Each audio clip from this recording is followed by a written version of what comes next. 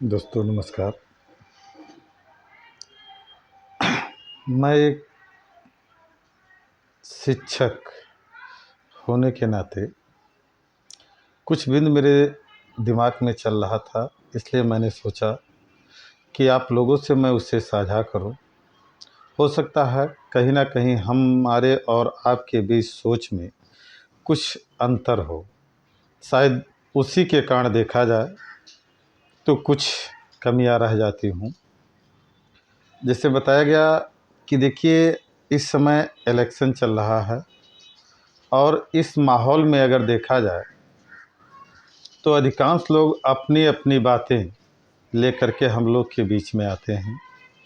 सब अपनी ही बातें कहते हैं, लेकिन अगर ईश्वर ने हमें भी थोड़ा बहुत ज्ञान दिया है तो नो डाउट्स हमें भी उनकी बातों को सुनना भी चाहिए और सोचना भी चाहिए।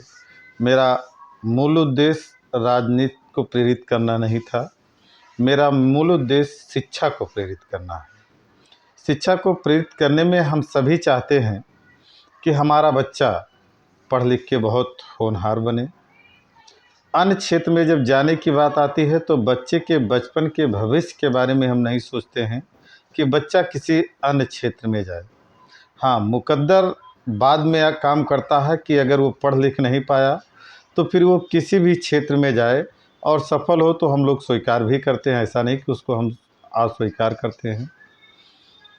दूसरी चीज़ आती है इसमें कि जब हम शिक्षा के क्षेत्र से ही जुड़े हैं तो देखिए, कमियां थोड़ी बहुत हमारे अंदर भी है, आपके अंदर भी है, बच्चे के अंदर हैं, सभी के अंदर हैं।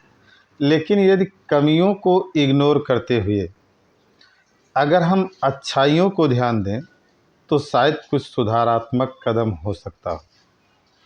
आजकल हर अभिभावक चाह रहा है कि हमारा बच्चा पढ़ करके बहुत आगे जाना चाहिए, लेकिन केवल बच्चा पढ़ के आगे जा सकता है ऐसा नहीं है कि बच्चों के अंदर टैलेंट नहीं होता है।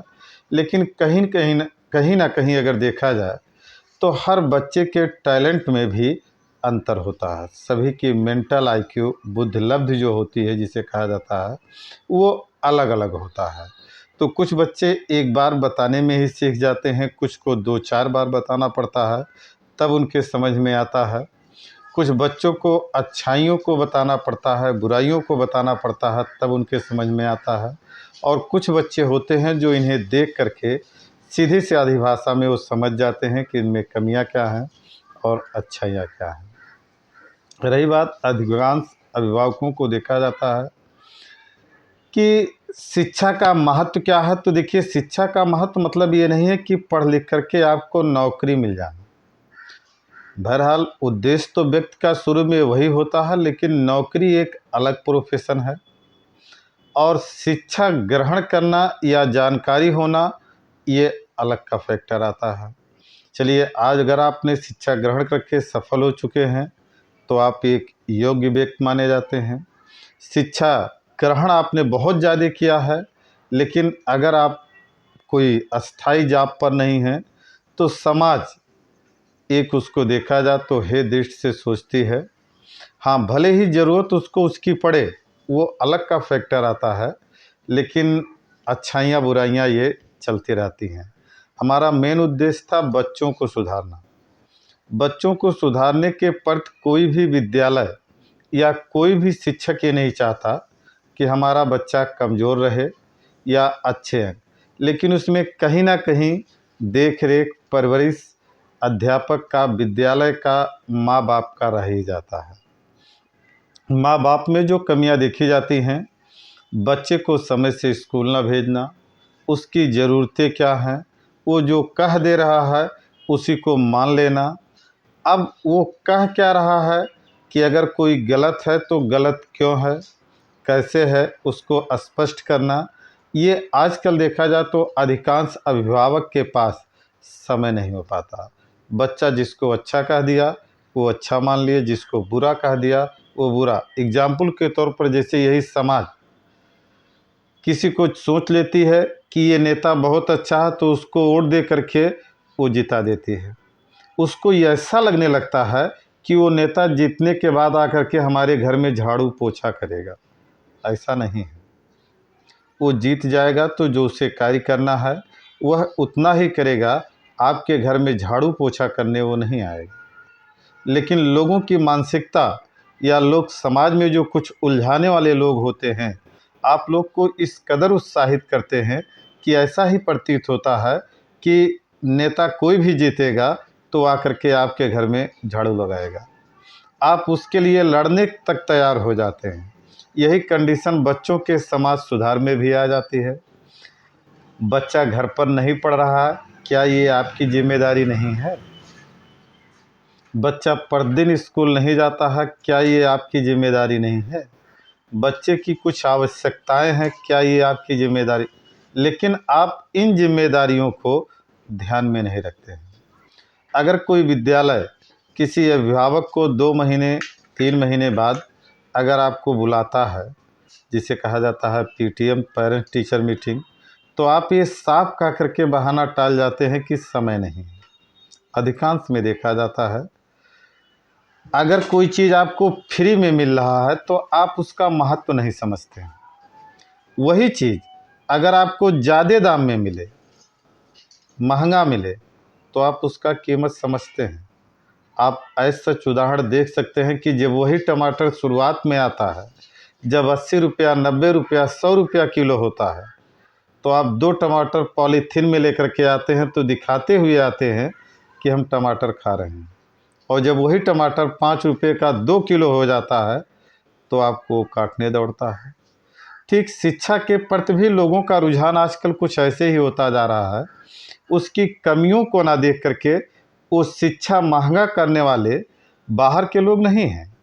शिक्षा महंगा करने में कहीं ना कहीं हमारा आपका ही योगदान है।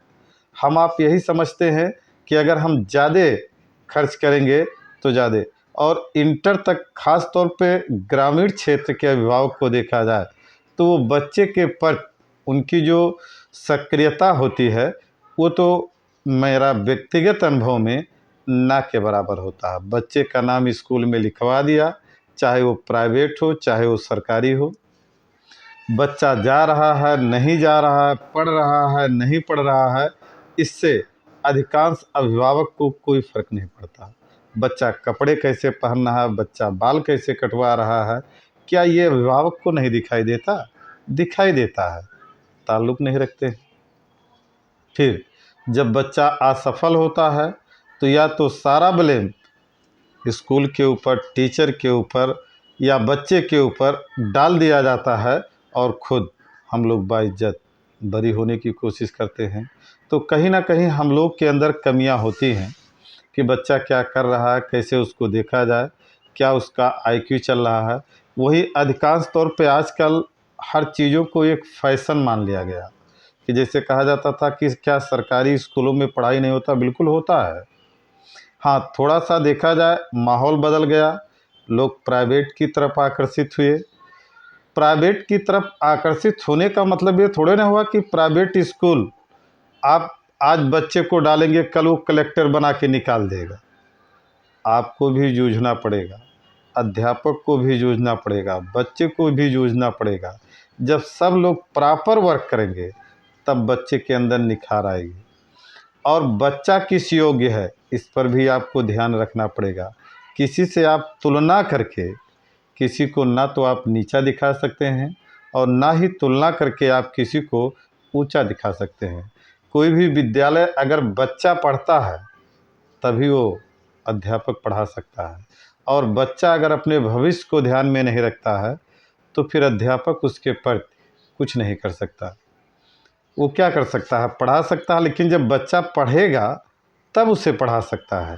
और देखा भी जाता है कि आप लोग खेती किसानी दुकान कुछ करते हैं, व्यवसाय अपना, तो उसमें आपका कंसंट्रेशन पर डे बना रहता है।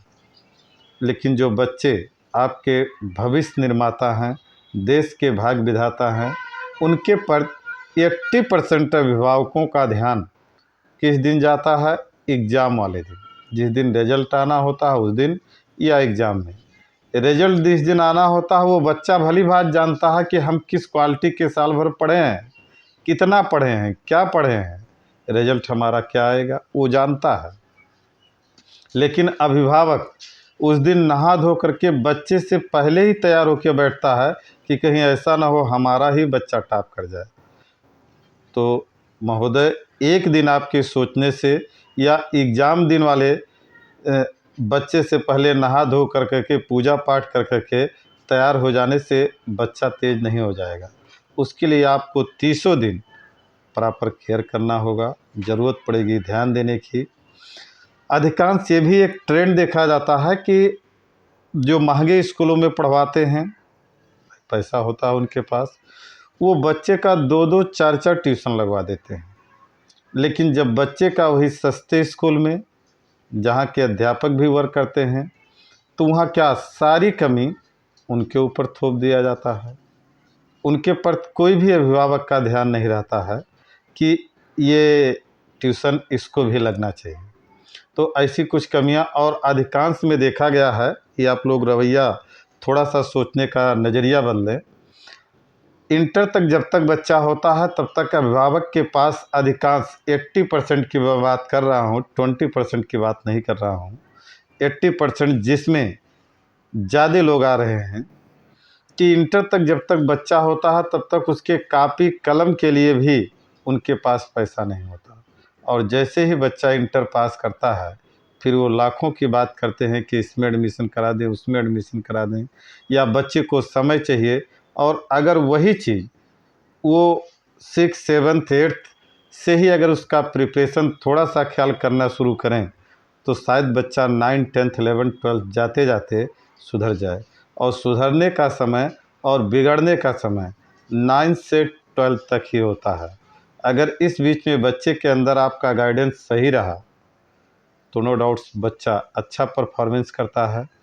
लेकिन इस बीच अभिभावक ये कह कर के टाल जाते हैं हमारे पास समय नहीं है, हम कमाने जाते हैं, कमाएंगे नहीं तो ये कैसे करेंगे।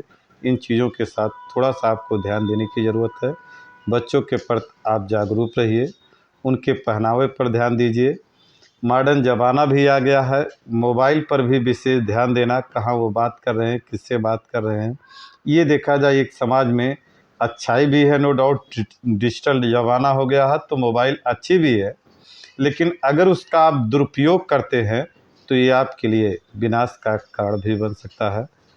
अगर कुछ बातें आपके समझ में हमारी आई हों तो आप कमेंट करके बताने की कोशिश भी कीजिएगा। जो भी कमियाँ रही हूँ, मैंने जो मेरे दिल में बात रही, कुछ जो समाज में हमें अच्छाइयाँ बुराइयाँ दिखी, उसके बारे में मैंने थोड़ा सा बताने का प्रयास किया। बहुत बहुत धन्यवाद।